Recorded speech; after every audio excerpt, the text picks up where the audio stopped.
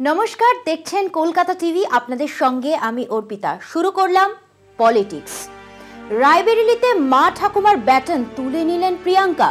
প্রার্থী ভাই রাহুল গান্ধী বকলমে নিজেই লড়াইয়ে ইন্দিরার দৌহিত্রী সোনিয়া কন্যা। গেরুয়া প্রচারের মোকাবিলায় নেহেরু গান্ধী পরিবারের শতবর্ষ পার করা সংগ্রামী ঐতিহ্যকে অস্ত্র করে রায়বেরেলির সঙ্গে আমেঠিও চষে বেড়াচ্ছেন প্রিয়াঙ্কা গান্ধী বটরা। कि जो सरकार चल रही है, जो धर्म के नाम पर राजनीति हो रही है, वो आपके लिए नुकसानदायक है। अमेठी में पिछले चुनाव में बहनों आपके घर आए, भाजपा की उम्मीदवार गई तो दुर्दुलिया कराया और दुर्दुलिया में शपथ लगवाया कि भगवान राम के नाम पर शपथ लो, भाजपा में वोट दोगे। 1921 সালে গান্ধীর ডাকে অসহযোগ আন্দোলনে অংশ নিয়ে রায়বেরেলি থেকেই গ্রেফতার হয়ে ব্রিটিশ জেলে বন্দী হয়েছিলেন মতিলাল নেহেরু ও তাঁর পুত্র জওহরলাল। রায়বেরেলি সদর বিধানসভা কেন্দ্রের মুন্সিগঞ্জে সত্যাগ্রহীদের মিছিলে গুলি চালায় ইংরেজ শাসক। শতাধিক বছরের সেই ঘটনা স্মরণ করার সঙ্গে সঙ্গে ঠাকুমা ইন্দিরা গান্ধী ও বাবা রাজীব গান্ধীর সহিত বরণকে হাতিয়ার করলেন প্রিয়াঙ্কা। নেহেরু গান্ধী পরিবারের ঐতিহ্যের সঙ্গে বর্তমান অষ্টাদশ লোকসভা নির্বাচনে কংগ্রেস প্রার্থী রাহুলের লড়াইকে মিলিয়ে দিলেন প্রিয়াঙ্কা। সেবাকে 100 সাল, রায়বেরেলিকে রাহুল। মোদি পরিবারদের অভিযোগ নস্যাৎ করে রায়বেরেলির সঙ্গে তাঁদের আত্মিক সম্পর্কের কথা তুলে ধরছেন সোনিয়া কন্যা। রাহুলের বকলমে নিজেই যেন প্রার্থী। বড় বড় সভা নয়, দুদিনে রায়বেরেলিতে 25টির বেশি স্ট্রিট কর্নার মিটিং সেরে ফেলেছেন প্রিয়াঙ্কা। মহল্লায় মহল্লায় বৈঠক করছেন দলীয় কর্মীদের সঙ্গেও। মনে করিয়ে দিচ্ছেন 1952 সাল থেকে 72 বছরে একবার ইন্দিরা গান্ধীর পরাজয় বাদ দিলে 66 বছর রায়বেরেলি কংগ্রেসের দখলে। সেই ধারাবাহিকতায় এবার রাহুলকে জেতাতে আসরে বোন প্রিয়াঙ্কা। इंदिरा जी जैसी हस्ती जिन्होंने देश के लिए अपना जीवन दिया, शहीद हुई, उनके बारे में मोदी जी कहते हैं कि वो देशद्रोही थी, जिसने पाकिस्तान को तोड़कर बांग्लादेश बनाया। उन पे ये आरोप लगाते हैं कि चीन को इन्होंने जमीन दे दी।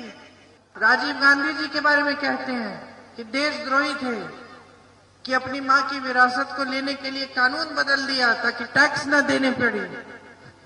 उनको कौन समझाएगा कि विरासत में हमें धन दौलत नहीं मिली, विरासत में आपका प्रेम मिला, जनता का आदर मिला, इस देश के लिए शहीद होने का जज्बा मिला। मां शहीद हुई, बेटा खड़ा हो गया देश सेवा के लिए। बेटा शहीद हुआ, उसकी विधवा खड़ी हो गई। आज उसका बेटा आपके पास आया है। आज ये लोग कहते हैं शहादत के नाम पे ये वोट मांग रहे हैं।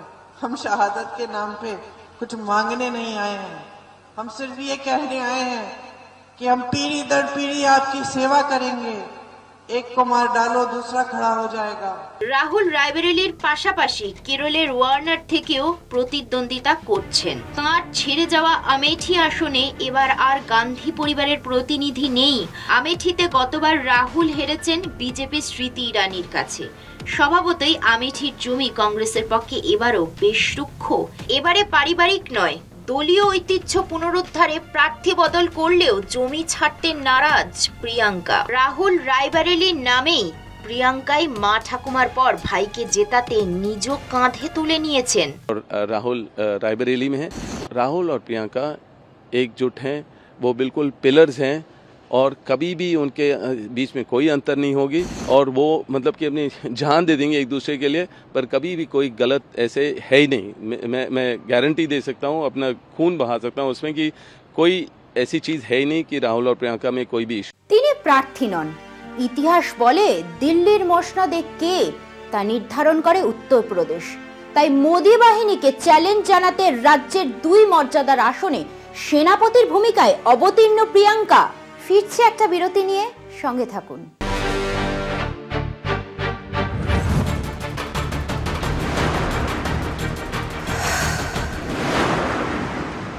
আদানি আম্বানি আম্বানিদের থেকে টাকা খাওয়া নিয়ে রাহুল গান্ধীকে কটাক্ষ করেও লাভ হলো না প্রধানমন্ত্রী নরেন্দ্র মোদীর।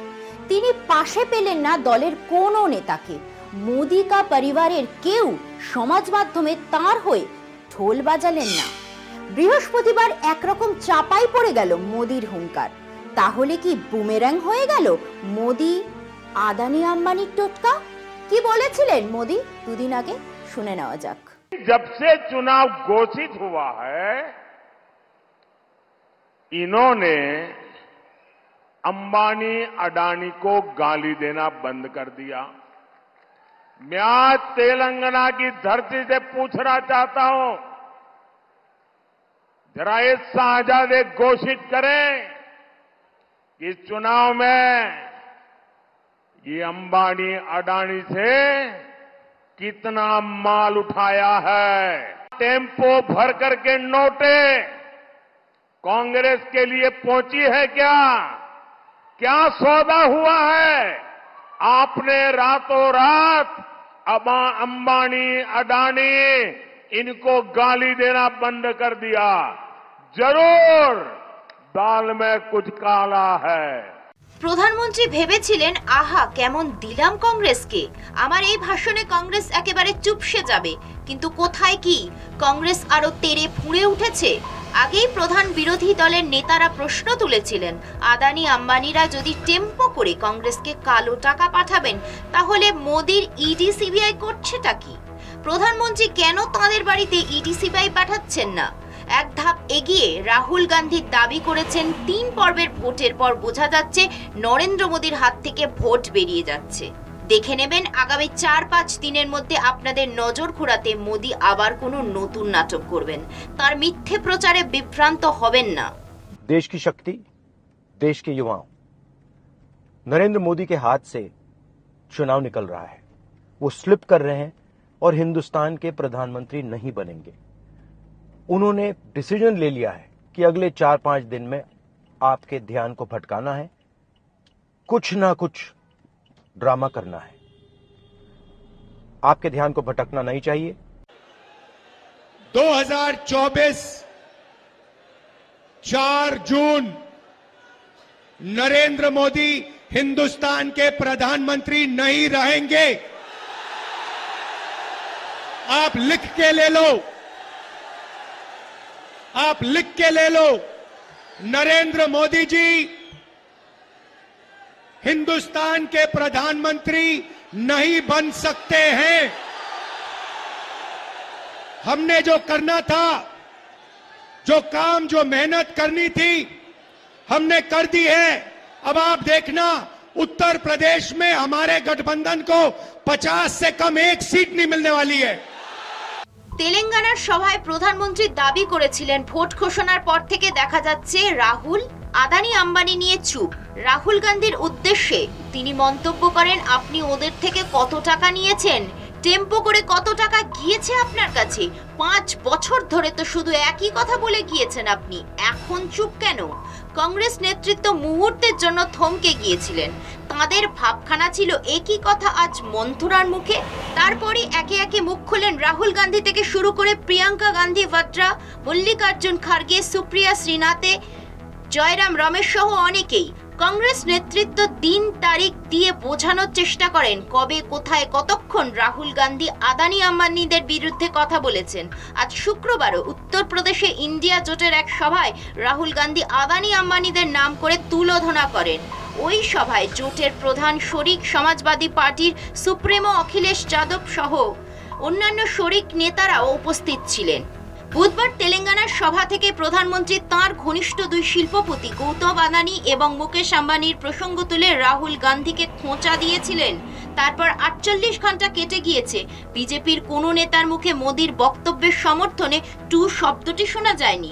কংগ্রেস তাদের এক্স হ্যান্ডেলে আজই মোদির তেলেঙ্গানা ভাষণকে মনে রেখে আদানি টেম্পো সার্ভিস নামে একটি ব্যঙ্গচিত্র বাজারে ছেড়েছে। दक्षिण में बीजेपी साफ, उत्तर में BJP half. After the second round on the 27th, it became even clearer that the BJP is going to be wiped out completely all over South India, and in the north and the central part of India, its 2019 tally will come down by half. So I would say at the end of 3 rounds, what we saw in 2004 is going to repeat in 2024. The Congress and its allies, the India Janbandhan, is going to get a clear and convincing majority. And this Prime Minister is an outgoing Prime Minister. जब भारत के माननीय प्रधानमंत्री नरेंद्र मोदी ने ये कहा कि Congress party Adani और अंबानी से टेम्पो और बोरियों में भरकर काला धन लेती है, यदि मोदी साहब इसमें सच्चाई है तो सवाल ये खड़ा होता है, तो इतने साल आप इस मुद्दे पर क्या मंजीरा बजा रहे थे? अब तक आपने ईडी, सीबीआई और इनकम टैक्स का छापा मरवाकर अडानी और अंबानी की गिरफ्तारी क्यों नहीं करवाई? आपको ये इन्फॉर्मेशन किस प्रकार से मिली? आप तो प्रधानमंत्री हैं, चुनाव सर पे हैं, आप बौखलाहट के कारण झूठ बोल नहीं सकते, तो मानते आपने सच बोला होगा। तो कल ही गौतम अडानी और मुकेश अंबानी के घर ईडी, सीबीआई और इनकम टैक्स बेचकर सारा काला धन एकत्रित करिए और भारत सरकार की तिजोरी में डाल दीजिए। রাজনৈতিক বিশ্লেষকরা বলছেন ভোটের হাওয়া খারাপ, এটা বিজেপি বুঝে গিয়েছে। মোদি আবার কি বলবেন, কি করবেন কেউ জানে না। কংগ্রেস নেতা রাহুল গান্ধীর ভবিষ্যৎবাণী, 4-5 দিনের মধ্যেই তিনি নতুন নাটক করবেন, সেদিকেই এখন নজর থাকবে তামাম ভারতবাসীর। এখন সময় একটা বিরতির, ফিরছি বিরতি নিয়ে।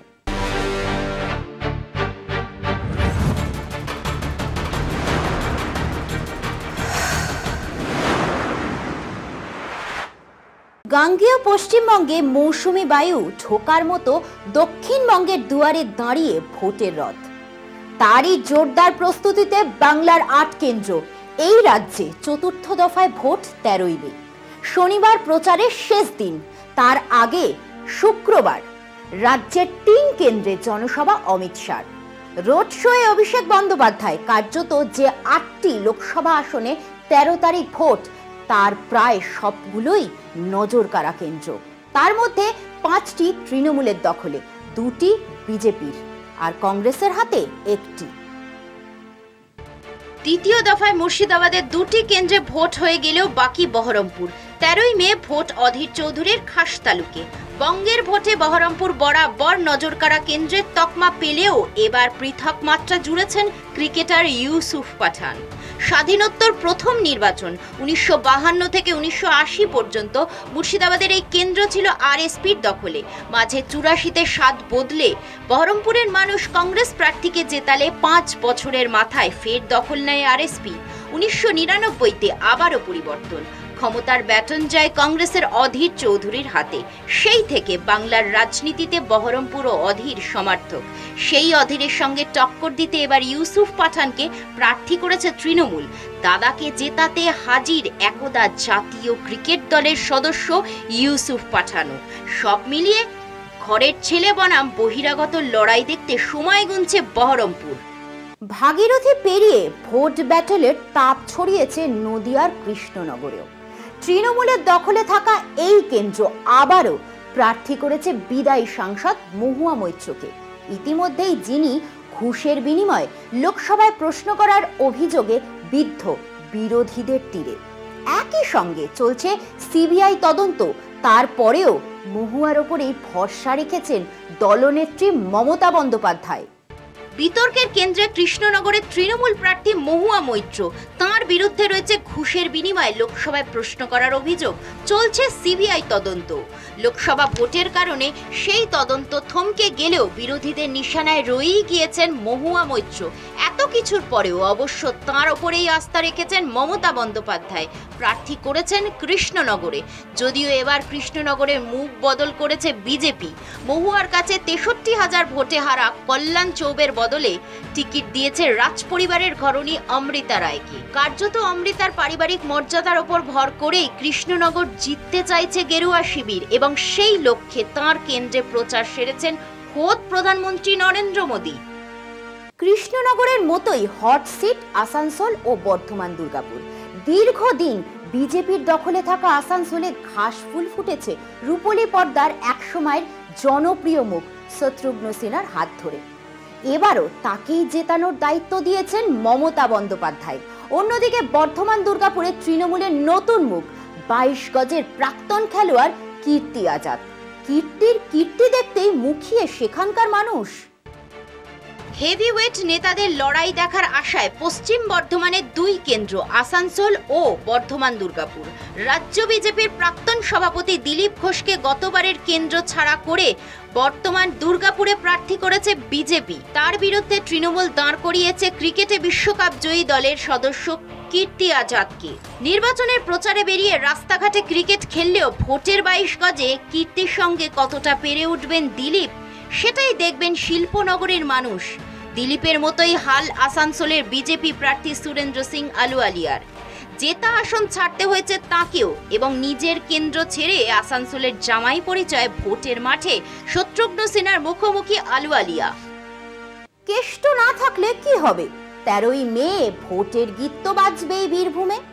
অনুব্রত মণ্ডলের অনুপস্থিতিতে 3 বারের সাংসদ শতাব্দী কত দ্রুত পায় লোকসভা দুয়ারে পৌঁছান তা দেখার আশাতেই রবি তীর্থ। যদিও ভোটের পিছে প্রথম থেকেই এগিয়ে তৃণমূলের শতাব্দী।